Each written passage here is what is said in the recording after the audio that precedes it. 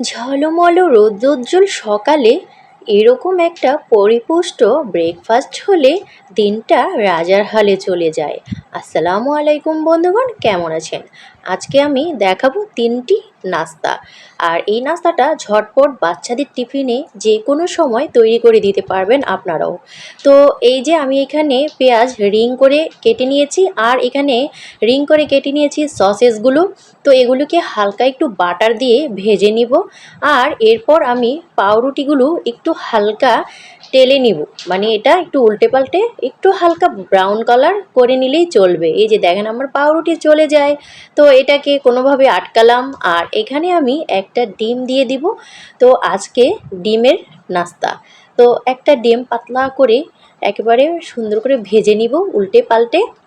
ভেজে নেওয়ার পর এটাকে আমি পাউরুটির উপর দিয়ে দিব। আর পাউরুটির উপর দিয়ে এতে আমি দিয়ে দিব রিং করে এই যে ভাজা পেঁয়াজগুলো, আর দিয়ে দিব সসেসগুলো। তো এরপর দিয়ে দিব কুচি করে কাটা কাঁচামরিচগুলো। আমি কাঁচামরিচগুলো একেবারে পাতলা পাতলা করে কেটেছি, আপনারা চাইলে দিতেও পারেন, না দিলেও প্রবলেম নাই। আর দিয়ে দিব শসা গ্রেট করে, আর দিয়ে দিব গাজর। তো এখন আমি এই গাজরটা দেওয়ার পর দিব একটু চিজটা আমার বাসায়ই ছিল, তো সেখান থেকেই আমি এটা দিয়ে দিয়েছি। তো বেশি পরিমাণে দিব না, অল্প করে দিব। চিজ দেওয়ার পর এর উপর দিয়ে দিব গরম পাউরুটি, আর পাউরুটির গরমেই কিন্তু চিজটা গলে যাবে এবং আমার নাস্তাটাও হয়ে গেল। আর এখানে নিয়েছি দুটো পাউরুটি, পাউরুটিতে দিয়ে দিব মাংসের কিমা।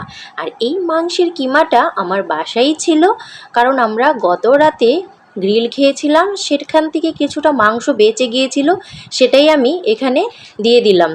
আর দিয়ে দিব গাজর কুচি, শসা কুচি, গোল করে রিং করে কাটা পেঁয়াজ। তো আর দিয়ে দিব একটু সামান্য কাঁচামরিচ। এরপর দিয়ে দিব হচ্ছে চিজটা এটাতে একটু বেশি দিলাম, কারণ হচ্ছে মেয়ে চিজ খুব পছন্দ করে, তাই ওটাতে একটু পরিমাণে বেশি দিয়ে দিলাম। ওর আবার আঠালো ভাব না হলে খেতেই চায় না। তো এই তো আমার আরেকটা নাস্তা রেডি। আর বাচ্চাদের টিফিনে এরকম সহজ নাস্তাগুলো দিয়ে দিলে বাচ্চারা খেতেও সুবিধা হয় আর খুব পছন্দ করে। আর আমিও এভাবেই কিন্তু নাস্তাটা বানিয়ে দিই, ঝটপট একেবারে রেডি হয়ে গেছে, তাই না বন্ধুরা?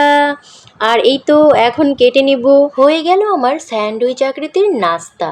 আর এটা এখন টমেটো সস দিয়ে মেয়েটা খাচ্ছে। তো সসটা কিন্তু একেবারে অনেক ঘন প্রাণ সস, আর একটু পাতলা করবেন দয়া করে, প্রাণ কোম্পানিকে বলবো। তো যাই হোক, এখানে আবার একটু বাটার ঘষে নিব, এতে লম্বা করে পাতলা করে কাটা সসেসগুলো আমি ভেজে নিব। সাথে 2 পিস পাউরুটিও একটু ছ্যাঁকা দিয়ে নিব। এরপর এগুলো আমি পাউরুটির উপরে দিয়ে দিব।